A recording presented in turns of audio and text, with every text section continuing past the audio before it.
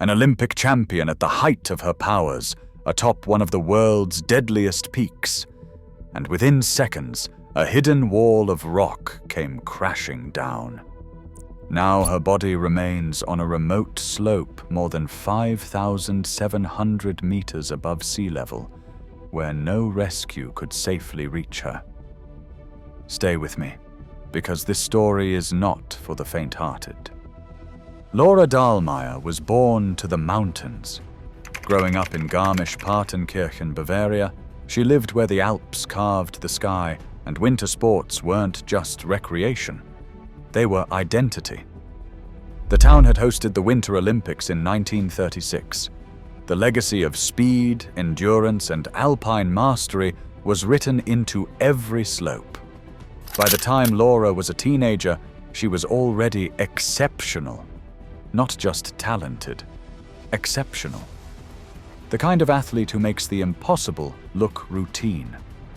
Biathlon became her arena, the brutal hybrid of cross-country skiing and precision shooting.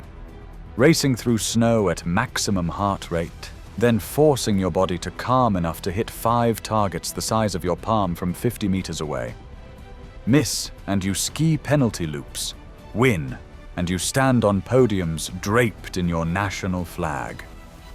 Laura didn't just win. She dominated. At the 2018 Winter Olympics in Pyeongchang, South Korea, Laura Dahlmeier became a legend. She won gold in the sprint, then gold again in the pursuit. 2 individual Olympic golds in a single Games, a feat that placed her among the all-time greats. She added relay medals. She stood on the podium 5 times. She was 24 years old. The world watched her raise her arms in victory, tears streaming down her face, the German national anthem echoing across Korean snow. She was at the absolute peak of her sport. Sponsors lined up. Media coverage exploded. She could have raced for another decade, collecting medals and endorsements, cementing her place in history. Instead, in 2019, at just 25 years old, Laura Dahlmeier retired. Not because of injury, not because of scandal or burnout in the traditional sense. She simply walked away from professional racing, citing the relentless pressure, the need to find herself outside the narrow confines of elite sport. "I need to see who I am when I'm not an athlete," she said in interviews. The answer, it turned out, was a mountaineer. Laura had always loved the mountains, but now, freed from the demands of competition, she could pursue them differently. Not as training terrain, as destinations, as challenges that demanded everything she had, but on her own terms. She trained, she studied, she earned her mountain guide qualification. She climbed peaks across the Alps, honing technical skills, building experience on ice and rock. And then she began looking beyond Europe, to the Karakoram, to Pakistan, to peaks where the air is thin and the rockfall is constant, and the margin for error doesn't exist. The Karakoram range is not the Himalayas, though they share a border and a reputation. Located in northern Pakistan, stretching into India and China, the Karakoram is arguably more dangerous, more remote, more unforgiving. While the Himalayas draw thousands of climbers each year to Everest and its neighbors, the Karakoram remains largely wild, accessible only to those willing to trek for days into valleys where cell service is a fantasy and rescue is measured in hope rather than certainty. The Gilgit-Baltistan region of Pakistan is where climbers go when they want mountains that still feel like frontiers. The Hush Valley, in particular, is legendary among alpinists. Sheer granite walls rising thousands of meters, glaciers that grind through valleys, weather that can turn from clear skies to whiteout in minutes. This is where Laura Dahlmeier chose to test herself in the summer of 2025. Her target, Laila Peak. At approximately 6,096 meters, Laila Peak is not among the highest mountains in the Karakoram. But what it lacks in absolute altitude, It makes up for in technical difficulty and sheer beauty. The peak rises like a cathedral spire, steep, symmetrical, dramatic. Its flanks are plastered with ice and snow. Its faces are swept by constant rockfall as freeze-thaw cycles loosen stone from the mountain's structure. It's the kind of peak that appears on climbers' dream lists, and occasionally, their obituaries. Laura wasn't naive about the risks. By 2025, she had established herself as a serious mountaineer. Earlier that same July, she'd successfully climbed Great Trango Tower, another technical giant in the same region. She'd earned her mountain guide certification. She understood route finding, avalanche assessment, rope systems, high-altitude physiology. She knew what she was doing. But knowing what you're doing and being safe are not the same thing in the Karakoram. The mountains here don't negotiate. They don't care about your credentials or your Olympic medals or your careful preparation. They simply exist, beautiful, remote, and deadly. Laura and her climbing partner arrived in the region in late June 2025. They trekked into the Hush Valley, established base camp, and began the slow process of acclimatization. This is the rhythm of high-altitude climbing. Ascend, descend, rest, repeat. Let your body adapt to the thinning air. Build up red blood cell counts. Learn the mountain's moods. The Karakoram in summer is never truly stable. Weather patterns shift constantly. Afternoon sun warms rock faces, loosening stones held by overnight frost. Glaciers shift and groan. Avalanches rumble down slopes without warning. But this is the price of admission. If you want to climb here, you accept these terms. Laura accepted them. She began her ascent of Laila Peak with eyes wide open, knowing the risks, trusting her training, believing, as all climbers must, that skill and caution and judgment would be enough. The climb began in the early hours when temperatures were coldest and rock was most stable. Laura and her partner moved methodically up Laila Peak's flanks, navigating steep snow slopes and technical rock sections. The route demanded constant attention, every handhold tested, every foothold verified. At this altitude, even small mistakes compound. A slip becomes a slide becomes a fall becomes fatal.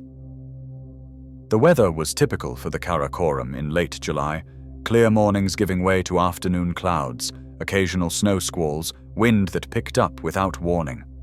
Not ideal, but not prohibitive. This is what summer climbing looks like here. You don't get perfect conditions. You get windows of opportunity and you move through them. They climbed through mixed terrain, sections of ice requiring crampons and ice axes, sections of rock requiring careful climbing and rope management. Higher on the mountain, the exposure increased. Below them, the valley floor dropped away thousands of meters. Above, the summit pyramid rose against an impossibly blue sky.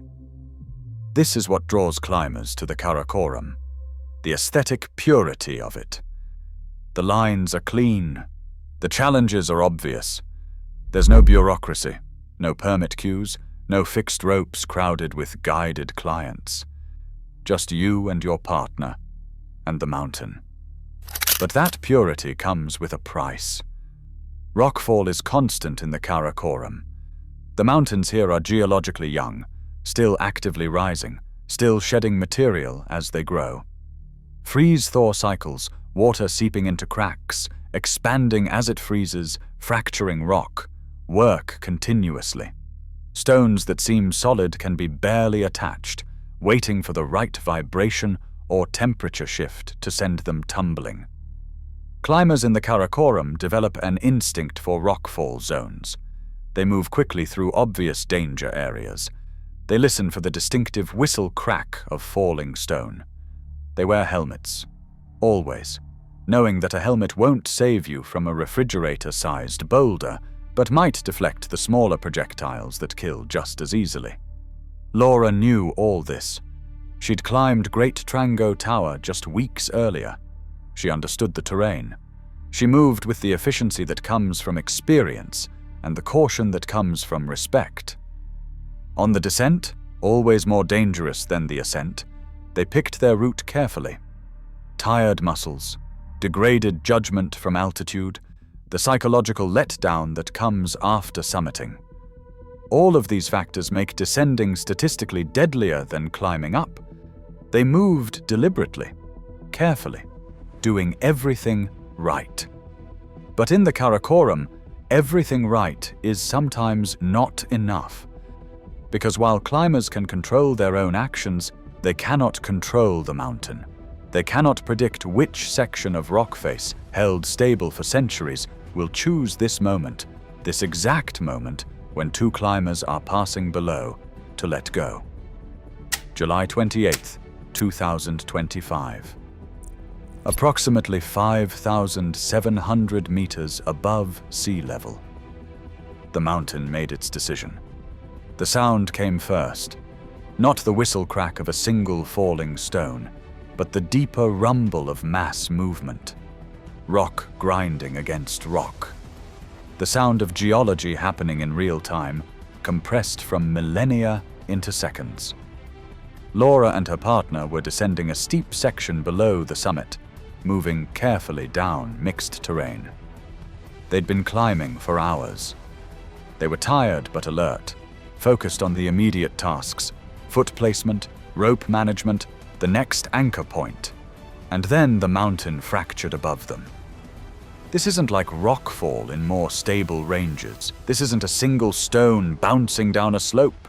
This is entire sections of mountain face detaching, accelerating, fragmenting as they fall, creating cascades of debris that sweep everything in their path. Laura looked up. That's what experienced climbers do when they hear that sound. They look up to assess trajectory, to decide whether to flatten against the wall or try to move laterally out of the fall line. It's an instinct born from training and experience. But sometimes there's no good decision. Sometimes the rock fall is too wide, too fast, too close. Sometimes you're simply in the wrong place when physics decides to demonstrate its power. The rocks struck with brutal force. Laura was hit. The impact was massive, enough to knock her off her feet, to break bones, to send her tumbling down the steep slope. Her partner, positioned slightly differently, was spared the direct strike, but watched in horror as Laura fell. In mountaineering, falls happen fast. There's no slow motion, no time to process. One moment you're standing on a mountain. The next, you're tumbling through space, trying desperately to self-arrest with an ice axe, your body slamming against rock and ice, breaking with each impact. Laura's partner immediately initiated rescue protocols, radio calls, distress signals. But even as the calls went out, the grim arithmetic of high-altitude rescue was becoming clear. They were at 5,700 meters, nearly 19,000 feet. In remote Pakistan, in terrain where helicopter operations are marginal even in perfect conditions, the weather was deteriorating. Afternoon clouds were building, wind was picking up, visibility dropping. A helicopter did attempt a rescue. Pakistani military aviation is experienced with high-altitude operations. They've conducted rescues on K2, on Nanga Parbat, on peaks that would ground rescue operations in other countries. They're skilled and brave and willing to push limits. But limits exist for reasons. The helicopter couldn't reach them. The altitude, the terrain, the weather, all combined to make a direct extraction impossible. They tried multiple approaches. They pushed into thin air where rotor blades have almost nothing to bite into, where engines struggle for oxygen, where a single mistake means crashing. They couldn't do it. Laura Dahlmeier remained on the mountain. Her injuries were catastrophic. The rockfall had done damage no human body could survive at sea level, let alone at 5,700 meters, where every breath is a struggle and every heartbeat works against depleted oxygen. Her partner stayed with her as long as he could, held her hand, spoke to her. But there are limits to what humans can endure at altitude. Eventually, survival demands descent. Stay too long and 2 people die instead of 1. The mountain had claimed its prize, an Olympic champion, a woman who'd stood on podiums and heard anthems played in her honor, a mountaineer who'd trained rigorously, climbed carefully, done everything right. None of it mattered when the rock let go. By nightfall on July 28, 2025, Laura Dahlmeier was dead on Laila Peak, her body resting at 5,700 meters in a place where recovery would be nearly impossible. The news would take hours to reach the outside world. Satellite communications are slow in the Hush Valley, but eventually the messages got through. Olympic champion dead on remote Pakistani peak. Rockfall. No rescue possible. The mountain, indifferent as always, continued its slow work of shedding stone and ice, preparing the next rockfall, the next avalanche, the next moment when human ambition would intersect with geological reality. And somewhere in Bavaria, in the mountains where Laura had grown up, the news would arrive like its own kind of rockfall. Sudden, devastating, irrevocable. Laila Peak is not a forgiving mountain. Its needle-like profile, rising dramatically from the Hush Valley floor, is what makes it beautiful in photographs and deadly in person. The faces are steep, approaching vertical in sections. The rock is fractured and unstable. The altitude hovers just below 6,100 meters, high enough that helicopter operations become marginal, where thin air robs rotors of lift and engines of power. When the distress call went out on July 28th, rescue coordinators immediately understood the challenge. This wasn't a simple extraction from a hiking trail. This was 5,700 meters up a technical peak in one of the most remote regions of Pakistan. A helicopter launched from the nearest base. Pakistani military aviation has experience with high-altitude rescues. They've pulled climbers off K2, off Nanga Parbat, off mountains that would ground rescue operations anywhere else in the world. The pilots are skilled, experienced, willing to push into thin air where margins disappear. The helicopter conducted reconnaissance flights over the accident site. From above, they could see the location. The steep terrain, the evidence of recent rockfall, fresh scars on the mountain face where rock had detached. But they saw no signs of life, no movement, no signals. And more critically, the weather was deteriorating. Afternoon clouds were building into the valleys, wind speeds were increasing, visibility dropping. The helicopter made multiple approaches, trying different angles, different altitudes, searching for any way to get close enough for an extraction.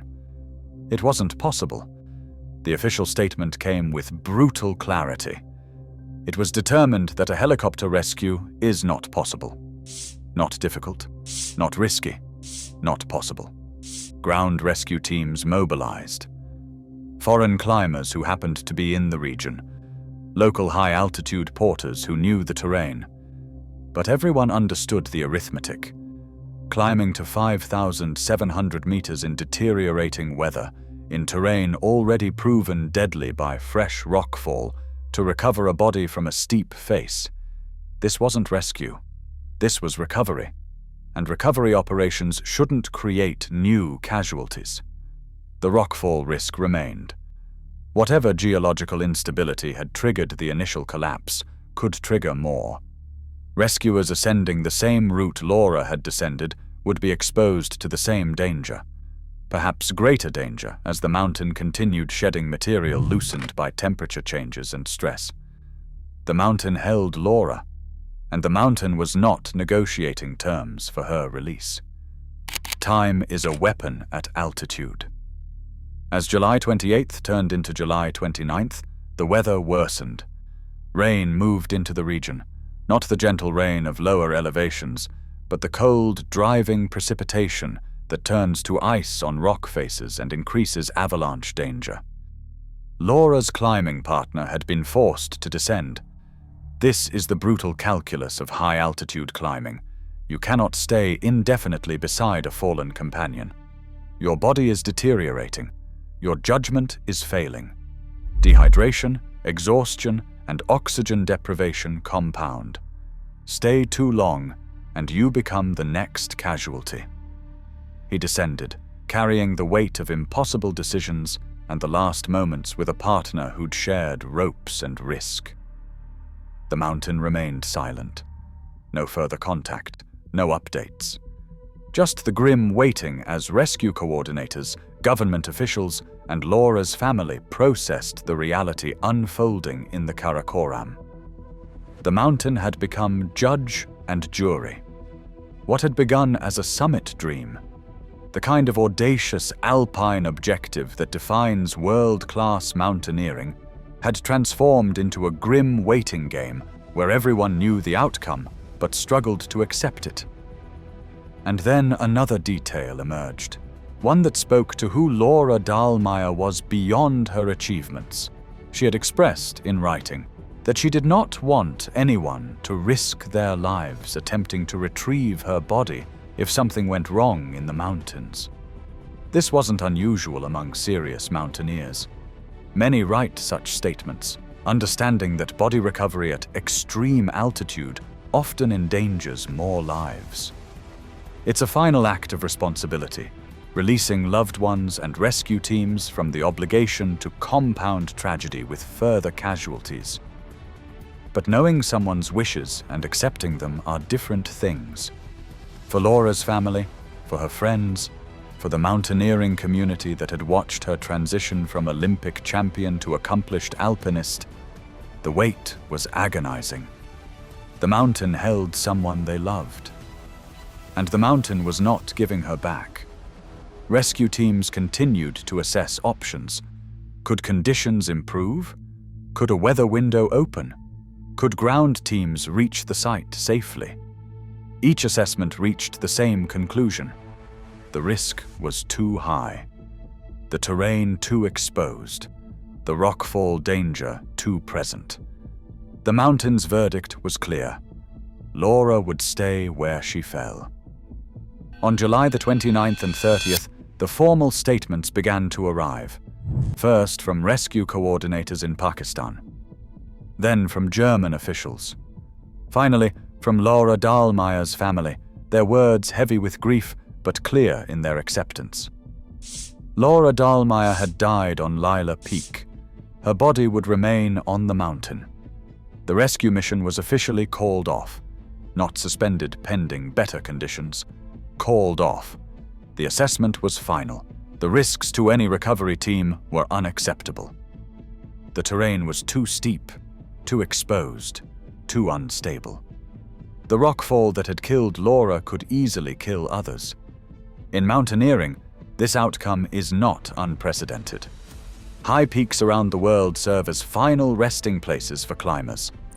Everest alone holds over 200 bodies, many in locations too dangerous to retrieve. K2, Annapurna, Nanga Parbat, all have claimed climbers whose bodies remain where they fell. But each decision carries weight. Each name represents not just a statistic, but a person, a life, dreams and achievements. People who loved them and must now live with their absence. Laura Dahlmeier was an Olympic champion, a woman who'd stood on podiums with gold medals around her neck, who'd heard her national anthem played in her honor, who'd inspired young athletes across Germany and beyond. She'd retired at the peak of her sport to pursue a different kind of excellence, one measured in mountain faces climbed, in technical skills mastered, in the quiet satisfaction of moving through wild places under her own power. She'd earned her mountain guide certification. She'd climbed Great Trango Tower just weeks before her death. She'd demonstrated that her transition from biathlon to mountaineering was serious, disciplined, and backed by real competence. None of it saved her when the rock let go. The emotional weight of the decision to leave her body on Laila Peak was enormous. In Bavarian culture, in German tradition, there are rituals around death. Proper burials, family graves, the ability to visit, to mourn, to mark a life with physical memorial. Laura's grave would be 5,700 meters above sea level, in a place most people would never see, on a mountain in Pakistan that few had even heard of before her death. But there was also a kind of fitting symmetry. She had loved the mountains, had chosen them freely, knowing their dangers, accepting their terms. She'd written that no one should risk their lives for her body. And now the mountain would keep her, not as a prisoner, but as part of the landscape she'd challenged. The rescue mission ended. The mountain won. And somewhere in the Hush Valley, Laila Peak continued its slow work of shedding stone and ice, indifferent to the human drama played out on its flanks. A legend would lie where she fell. The wilderness she loved would be her final resting place, and the world would have to reckon with what that meant. The tributes arrived like waves breaking against stone. The International Olympic Committee released a statement mourning the loss of a remarkable athlete who inspired millions. The German Olympic Sports Confederation praised her achievements and her courage in pursuing new challenges beyond competitive sport. The state of Bavaria, where Laura had grown up in the shadow of the Alps, lowered flags and spoke of a daughter lost to the mountains she loved. But the tributes went beyond official statements. Fellow athletes, biathletes who'd competed alongside her, mountaineers who'd shared ropes with her, spoke of a woman who carried Olympic gold medals with quiet humility, who never leveraged her fame for shortcuts in the mountains, who earned her guide certification through hard work and dedication. Certification through the same rigorous training as everyone else. Laura Dahlmeier's life arc was unusual. Most Olympic champions ride their success for years, transitioning into coaching or commentary or brand ambassadorships. Laura walked away at 25, at the absolute peak of her powers, because she needed to discover who she was beyond the podium. The answer was someone who loved wild places, who found meaning in technical climbing, in the problem-solving of route finding, in the partnership required to move safely through extreme terrain. She became involved in mountain rescue work in Bavaria. She guided less experienced climbers. She understood that mountaineering wasn't about collecting summits, but about moving through landscape with skill and respect. Friends described her as thoughtful, careful, deeply aware of risk, but not paralyzed by it. She knew the statistics. She knew that technical mountaineering in the Karakoram carried mortality rates that would be unacceptable in any other pursuit. She accepted those terms. Her biathlon career had been about control, training meticulously, executing perfectly, dominating through discipline. Mountaineering was different. You could train perfectly and still die when rock let go. The mountains don't care about your preparation. Laura understood this. She climbed anyway. Not recklessly, not with a death wish, but with the clear-eyed acceptance that some things are worth doing even when they're dangerous. That a life lived fully includes risk. That meaning sometimes requires venturing into places where control is an illusion. The world mourned an Olympic champion, but those who knew her mourned something more. A woman who'd chosen authenticity over safety, who'd traded fame for freedom, who'd walked into mountains knowing they might not let her walk back out. Laila Peak stands unchanged. In the weeks following Laura's death, discussions continued about recovery. Could a team reach her? Could conditions improve? Could technology? Drones, improved helicopter capabilities, specialized equipment make retrieval possible. Each assessment reached the same conclusion. No. The terrain was too steep, the rockfall danger too persistent, the altitude too extreme. Any attempt would risk creating more casualties, more families grieving, more bodies the mountain would claim. German authorities, in consultation with Pakistani officials and mountaineering experts, made the formal decision. Laura Dahlmeier's body would not be recovered. She would remain on Laila Peak. The mountain had taken everything: her life, her body, her future climbs, the years she might have lived. And the mountain was keeping what it took. This is the reality of extreme mountaineering. High peaks around the world serve as graveyards. Bodies frozen in ice, preserved by altitude and cold, marking the spots where ambition met geology and lost. Some become landmarks, climbers passing the green boots on Everest, the bodies that serve as waypoints because they cannot be moved. Laura wouldn't become a landmark. Her location was too remote, too dangerous, too far from standard routes. She would simply remain, known only to the mountain that held her and the few people who'd been there. What does it mean when the mountain claims a life and keeps it? For some, it's tragic. A person denied proper burial, a family unable to visit a grave. For others, it's fitting. A climber resting where they fell, in the landscape they chose to challenge. Laura had written that she didn't want others risking their lives for her body. In death, she was being honored with that request. The mountain would be her grave. The summit she'd pursued would be her memorial. Risk in extreme sport is not theoretical. It's not a statistic you read about. It's real, physical, final. Laura Dahlmeier, Olympic champion, skilled mountaineer, careful and experienced, died because rock detached from a mountain face. No amount of preparation prevented it.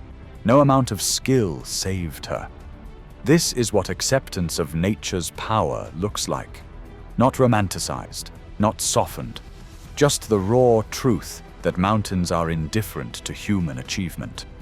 Her legacy extends beyond medals now. She represents the questions every adventurer must answer. What risks are acceptable? What price is worth paying for the summits we seek? When does ambition become hubris? Laura answered those questions for herself. She climbed knowing the risks. She died doing something she loved. And the mountain keeps her, silent and unmoved, a reminder that some places don't yield to human will.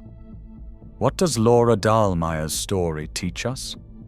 Not that mountaineering is foolish, not that risk should be avoided, not that we should stay in safe, controlled environments where nothing can hurt us. But perhaps this: preparation is not protection, experience is not immunity. The mountains don't negotiate. Laura did everything right. She trained rigorously. She earned certifications. She climbed with a partner. She'd successfully completed technical climbs in the same region just weeks before. She was at the top of her sport, then at the top of her mountaineering game. And she died because rock fell. There's no moral lesson there, no failure to point to. Just the stark reality that nature operates on timescales and forces we cannot predict or control. A rock face that's been stable for centuries can fracture in the moment you're passing beneath it. Probability becomes certainty for someone. This time, it was Laura. Her final climb wasn't about victory. Olympic champions know victory. They've stood on podiums, heard anthems, felt the weight of gold medals. Laura had moved beyond that. Her climbing was about confronting the mountain within and without, about testing herself against granite and ice and altitude, about finding meaning in the movement itself, not the summit photo. She found that meaning, and she paid for it with her life. Somewhere on Laila Peak, at approximately 5,700 meters, Laura Dahlmeier remains. Snow will cover her, ice will form, rock will continue to fall, reshaping the mountain as it has for millennia. Eventually, geology will reclaim even the trace of her presence. The peak stands silent. It doesn't memorialize. It doesn't mourn. It simply exists. Beautiful, remote, deadly. When the mountain claims a life, what remains for those left behind? Grief, certainly. The absence of someone who should still be here. The questions that have no good answers. Why her? Why then? Could anything have changed the outcome? But also, perhaps, a deeper understanding. That lives are measured not just in length, but in how they're lived. That Laura chose her path with eyes open. That she traded years of safety for days of meaning. That she stood on Olympic podiums and then walked away to find something more authentic in wild places where medals meant nothing. And for the mountain itself, what remains? Nothing. The mountain doesn't remember, doesn't learn, doesn't change. Laila Peak will continue to attract climbers. Some will summit successfully, others will turn back. Some, eventually, will join Laura, claimed by the same rockfall, the same avalanches, the same indifferent physics. The mountain keeps its secrets and its dead. And those of us who remain below, who read these stories, who marvel at the courage and mourn the loss, must reckon with our own relationship to risk and meaning and the wild places that call to us. Laura Dahlmeier answered that call. She walked into the mountains knowing they might not let her return. She climbed with skill and care and respect, and the mountain, indifferent as mountains are, claimed her anyway. Her body rests at 5,700 meters. Her legacy lives in every athlete who chooses authenticity over safety. Her story echoes in the question every climber must answer. What are you willing to risk for the summits you seek? The peak stands silent. The rockfall is over. And somewhere in Bavaria, in the mountains where Laura grew up, people still look up at granite and ice and wonder what drives someone to trade Olympic gold for one more summit. The answer died with her on Laila Peak, but the question remains, haunting, beautiful, unanswerable as the mountains themselves.